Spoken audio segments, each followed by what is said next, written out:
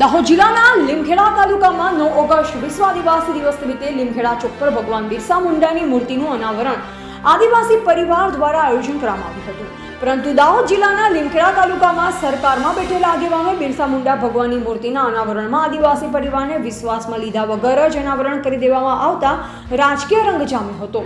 તારીખ 8 ઓગસ્ટની સાંજે આદિવાસી સમાજની તકતી લગાવી હતી, તે તકતી હટાવી ભાજપના આગેવાનોએ રાત્રે કાઢી નાખી અને સરકારમાં બેઠેલા ભાજપના નેતાઓના નામ લખી દેવાતા આદિવાસી સમાજમાં રોષ ભભૂકી ઉઠ્યો હતો અને આદિવાસી પરિવારનું અપમાન થયું છે। આદિવાસી સમાજની લાગણી દુભાઈ છે, જેથી આદિવાસી પરિવાર સ્થળ પર જ ભારે વિરોધ અને રોષ જોવા મળ્યો તેવા આક્ષેપ નરેશભાઈ બારિયાએ તેમજ આદિવાસી પરિવારના લોકોએ કર્યા અને ભગવાન બિરસા મુંડા ચોક ઉપર જ ભાજપના નેતાઓનો વિરોધ થયો। લાખોની મેદની બિરસા મુંડા ચોક ખાતે બેસી જઈ વિરોધ નોંધાવ્યો, જેની નરેશભાઈ બારિયાની પ્રતિક્રિયા સામે આવી। આવો સાંભળીએ શું કહે છે। રિપોર્ટર હિંમતભાઈ પટેલ, સિંગવડ, દાહોદ। બિરસા મુંડા ભગવાનની જે મૂર્તિ સ્થાપના કરવામાં આવી છે તે વિશે મને 2-4 શબ્દ જાણવા છે। હું મીડિયામાંથી આવું છું સાહેબ। આ ગુજરાતમાં અને ભારત દેશમાં યુનો દ્વારા વિશ્વ આદિવાસી દિવસ ઉજવવા માટેની એક અમને આદિવાસીના અમારો દિવસ છે એનો ઉત્સવ ઉજવવા માટેની છૂટ દેશની આખા વિશ્વની આપેલી છે, ત્યારે અમારા આદિવાસી સમાજે તમામ જગ્યાએ આજે 9 ઓગસ્ટે ધામધૂમથી ઉજવીએ છીએ। અમારા સમાજની ઓળખ છે, તમામ સાંસ્કૃતિક પ્રોગ્રામો કરીએ છીએ અને અમારો સમાજ જળ જંગલ જમીનના હક માટે લડે છે।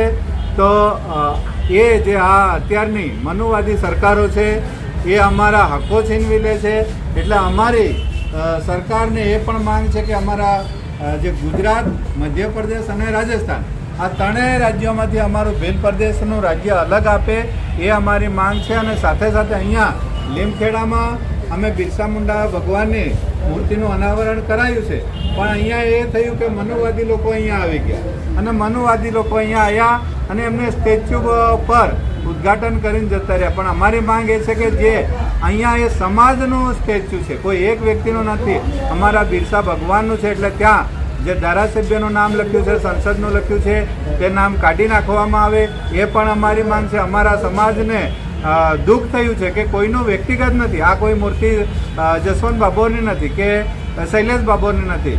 તો સરકારશ્રીને અમારી એ પણ માંગ છે કે આ અમારો સમાજનો પ્રોગ્રામ હતો એને સરકારી ના બનાવે। અમે સરકારના ગુલામ નથી અને સરકારના ગુલામ અમે બનવા પણ નથી માંગતા।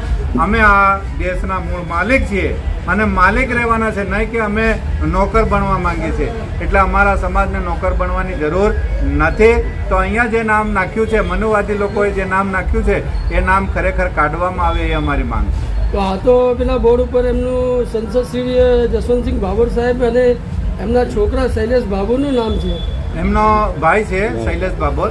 તો એ લોકોએ એવું નક્કી કર્યું છે કે રાત્રે એ લોકોએ આ પ્લાન કર્યો છે। અમારા સમાજની જે તકતી હતી બિરસા મુંડા ભગવાનની અને સમાજવાળાએ જે અનાવરણ કર્યું હતું એ કાઢીને એમનો સરકારી પ્રોગ્રામ અહીંયા હાથીદરા ગ્રાઉન્ડમાં રાખ્યો હતો અને એ લોકો અહીંયા આવીને એમની તકતી ફટાફટ લગાડીને ઉદ્ઘાટન કરી દીધું। એ અમને જરાય પણ માન્ય નથી। સરકારે અને પોલીસે અમને અહીંયા સપોર્ટ આપ્યો નથી। અમે પોલીસવાળાને પણ રજૂઆત કરી, પણ એ લોકોએ પણ અમારું સાંભળ્યું નથી। આ તકતી ખરેખર અહીંયાથી ઉખાડવામાં આવે, અમારા સમાજની તકતી છે એ મૂકવામાં આવે એ અમારી માંગ છે। અહીંયા એ ભાજપવાળાએ અમને આ સ્ટેચ્યુ નહોતા રૂપવા દેતા, તે વખતે અમને જમીન નહોતા આપતા, તો અહીંયા અમે સ્ટેચ્યુ રૂપ્યું। એ અમારો આ જે જિલ્લો છે એ ટ્રાઇબલ એરિયાનો જિલ્લો છે, દાહોદ જિલ્લો એટલે ટ્રાઇબલનો છે, તો ખરેખર અહીંયા મૂળ માલિકનો જે વિસ્તાર છે ત્યાં અમે જે કરવું હોય એ કરી શકીએ। આ સરકારનો પ્રોગ્રામ નથી, એટલે આ નામ નીકળવા જોઈએ। તો આદિવાસી દિવસને તમે કઈ રીતના જોઈ શકો છો? આદિવાસી જે પરંપરાઓ છે, અમારી સંસ્કૃતિ છે અને જોહાર અમારો જે શબ્દ છે એ જોહાર અમે નમન કરીએ છીએ લોકોને કે આ અમારી એક પુરાણી, અહીંયા આ તમામ જાતિઓ નથી આવી, હરેક જાતિઓ બહારની છે, વિદેશની છે, ત્યારે અમે એ રીતે જોઈએ છીએ કે અમે અહીંયાના મૂળ માલિક છે। અમારા સાંસ્કૃતિક પ્રોગ્રામ જે જૂના થતા હતા એ રીતે થાય અને સાથે સાથે અમારા માણસોમાં પ્રગતિ થાય, અમારો વિકાસ થાય। પણ અહીંયા મનુવાદી સરકારો બેઠેલી હોવાથી અમારો વિકાસ થતો નથી। અમારા તમામ પ્રકારના ભ્રષ્ટાચારી નાણાં પણ ખવાઈ જાય છે। અમારી જે ઉપલબ્ધિ છે અમારો દેશ અહીંયા આદિ અનાદિ કાળમાં સોનાની ચીડિયા ગણાતી હતી, પણ આ મનુવાદી જ્યાંથી આવ્યા છે ત્યારથી અમારા લોકોને ગરીબ બનાવે છે. એટલે ગરીબ ને બને એના માટે અમે મૂળ માલિકો અત્યારે આ પ્રોગ્રામ ઉજવી રહ્યા છીએ. તમારા આદિવાસીનું એક સૂત્ર છે તીર કમાન, જરા સર સમજાવજો ને એનું મિનિંગ શું થાય છે?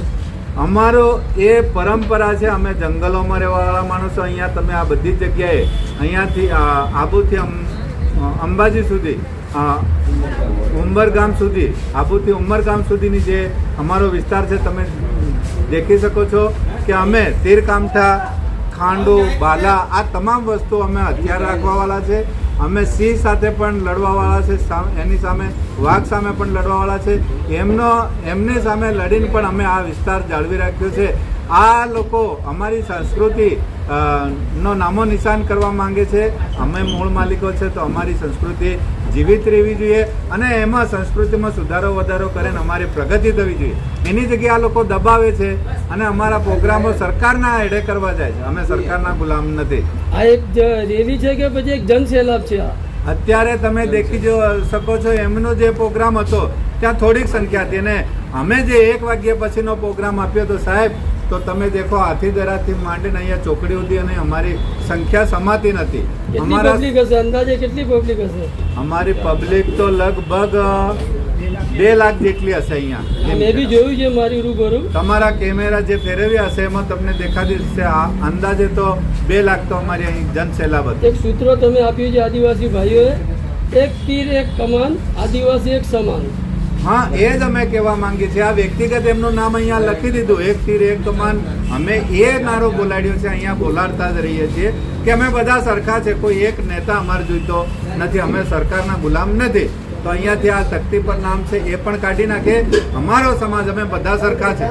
અમારી બહેનો હોય, દીકરીઓ હોય, સ્ત્રીઓ હોય, એ પણ અમારા સમાન બને, અમારા પુરુષ સમાન બને એવી અમારી ભાવના છે. તમે દેખી શકો છો અમારા સમાજમાં હર કોઈ માણસ આવે તો એમને પાણી, ચા તમામ આગતા સ્વાગતા કરવામાં આવે છે. એવી બીજા સમાજમાં સાહેબ કરવામાં નથી આવતી. આ બિલ પ્રદેશની તમે એકલા માંગ કરી રહ્યા છો કે પૂરા આદિવાસી સમાજ? આદિવાસી સમાજ જે પણ આખો એરિયા છે એ તમામ નેતા અને મારી સાથે અમારા આગેવાન ચૈતર વસાવાએ આ મુદ્દો ખાસ ઉઠાવ્યો છે અને અમે ભીલ પ્રદેશની માંગ કરી રહ્યા છે ને એ તો અમે લઈને જ જપવાના છે. થેન્ક યુ, ધન્યવાદ. આપણું નામ સાહેબ?